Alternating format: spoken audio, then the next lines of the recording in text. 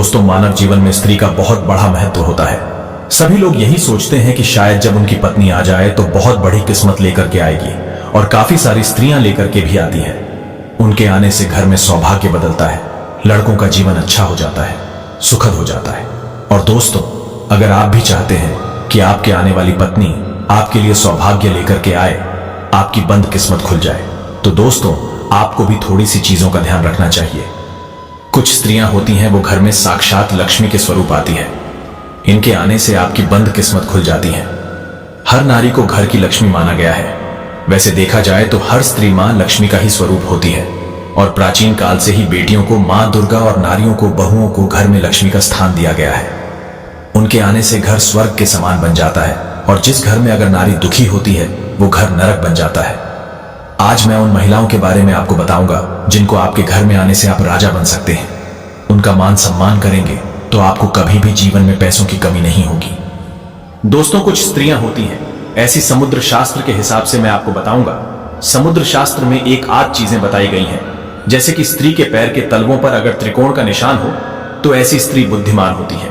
उनके पैर पे अगर तलवे सर्प आकार के हो तो ऐसी स्त्री को हमेशा सुख की प्राप्ति होती है, और अगर स्त्री सुखी होगी तो आप अपने आप सुखी हो जाएंगे। अगर किसी लड़की की नाभि के आसपास कहीं मस्सा हो या तिल हो तो ऐसी स्त्री दाम्पत्य जीवन का सुख प्राप्त करती है। ही दोस्तों, अगर किसी लड़की का अंगूठा बहुत ज्यादा लंबा हो तो उसे जिंदगी में बहुत सारी परेशानियों का सामना करना पड़ता है। सुंदर आंखों वाली लड़की किसी भी स्त्री, कोई भी स्त्री हो, लड़की हो, वो आपके लिए सौभाग्य लाती है, और ऐसी लड़े डिडी की विवाह के बाद बहुत सुखी रहती है। और यदि किसी महिला के माथे के बीचों बीच तिल होता है तो उसका विवाह अत्यधिक धनी और संपन्न व्यक्ति से होता है। आज मैं आपको बताऊंगा समुद्र शास्त्र और ऐसे में काम शास्त्र के अनुसार कुछ बातें बताई गई हैं, जो कि अगर स्त्रियों में ये गुण हो तो मनुष्य मालामाल हो सकता है। कुछ लक्षणों को मैं बताऊंगा जिनको जानकर आप जान सकते हैं कि अगर किसी भी लड़की से, आप महिला से आप विवाह कर रहे हैं तो उससे विवाह करना आपके लिए शुभ फलदायी हो सकता है। अगर आप अपने लिए पत्नी देख रहे हैं और आपकी होने वाली पत्नी में आपको ये लक्षण दिखाई दे, या फिर ऑलरेडी आपके घर में पत्नी है और लक्षण ऐसे है, तो आप समझ लीजिए कि विवाह आपका बहुत सुखद है। आजकल के लोग भले ही जाति और ओहदे को ज्यादा अहमियत नहीं देते, लेकिन जब हम कामशास्त्र की बात करते हैं तो उसके अनुसार पुरुष को कभी भी ऐसी स्त्री से विवाह नहीं करना चाहिए। हमेशा ऐसी स्त्री से आपको संपर्क या ऐसी लड़ी डिडिकी से आपको संबंध बनाने चाहिए जो आपकी बराबरी में हो, आपकी तरह ही, आपके परिवार की तरह ही समाज में अच्छी पहचान रखती हो, और समाज में जिनका मान सम्मान हो। भले ही लड़की कामकाजी ना हो, लेकिन सामाजिक हालत, दुनियादारी, इनका ज्ञान लड़की को या महिला को हमेशा होना चाहिए। ऐसी लड़की आपके घर को सजा संवार करके स्वर्ग बना सकती है। ऐसा इसलिए क्योंकि वो समय आने पर अपना और अपने परिवार के लिए जागरूकता ला सकती है और अपने बच्चे को ओपन माइंडेड बना सकती है। जब भी आप विवाह करने जाए, या आप खुद एक लड़की है और विवाह योग्य हो चुकी है, तो आपको यह देखना चाहिए आपके अंदर एक गुण जो कि स्त्री के लिए बहुत आवश्यक है, और वो है अपने से नीचे और ऊंचे दोनों ही ओहदे के लोगों को आप मान सम्मान दें। इसके अलावा लोगों से आपको अच्छा बर्ताव जरूर करना चाहिए। जो स्त्री दूसरों का सम्मान नहीं करती वो पति और परिवार के लिए सही नहीं होती है। धार्मिक स्त्री जो अपनी संस्कृति, अपनी परंपराओं, आप जिस भी धर्म जाति को बिलोंग करते हैं उससे मतलब नहीं है, अपनी अपनी मान्यताओं को मानने वाली, अपनी अपनी संस्कृति को मानने वाली, अपनी परंपराओं को मानने वाली स्त्री होनी चाहिए, और जो इनका पालन करती है वो परिवार के लिए शुभ साबित होती है। ऐसी पत्नी अपने पति के लिए सौभाग्य का मार्ग खोलती है। सामाजिक जिम्मेदारियों को निभाने वाली स्त्रियों को उत्तम माना गया है। जो स्त्री समाज से कटती फिरती है, जो स्त्री समाज में आना जाना नहीं चाहती है, ऐसे लोगों से आपको दूर रहना चाहिए। और हमेशा अगर आपकी पत्नी समाज का जिम्मा उठाती है तो ऐसी स्त्री को आपको हमेशा प्रोमोट करना चाहिए, क्योंकि ऐसी स्त्री आपके घर को निभाने वाली स्त्री होती है। सौभाग्यशाली स्त्रियां वो होती है जो बचत करती है। इसलिए अगर आपकी पत्नी में यह बचाने वाला गुण है और परिवार को आर्थिक रूप से मजबूत बनाने में सहयोग करती है तो उसे लक्ष्मी का स्वरूप माना जाता है, जिसकी आवाज देवी सरस्वती की तरह मीठी हो और जो अपने पति के लिए पूर्ण रूप से समर्पित हो, वही एक सौभाग्यशाली स्त्री कहलाती है। जो स्त्री अपने पति को वही सलाह देती है जो उसके परिवार का ध्यान पूरी तन्मयता के साथ रखती है, वह स्त्री आपके घर पे सौभाग्य लेकर के आती है। ऐसी स्त्री का आपको सदा मान सम्मान करना चाहिए, और अगर आप एक लड़की है तो आपको अपने अंदर ये गुण जरूर डेवलप करना चाहिए। दोस्तों, कामशास्त्र में बताया गया है कि इसके अनुसार जो स्त्री अपने भाई बहनों के साथ अच्छा व्यवहार करती है, अपने बच्चों को प्यार देती है, अपने बच्चों को हर जगह अपने साथ लेके जाती है, उनकी सही परवरिश करती है, अपने संबंधों को लेकर के थोड़ी सी पॉजिटिव होती है, सुरक्षात्मक रवैया रखती है, वहीं स्त्री उत्तम स्त्री कहलाती है।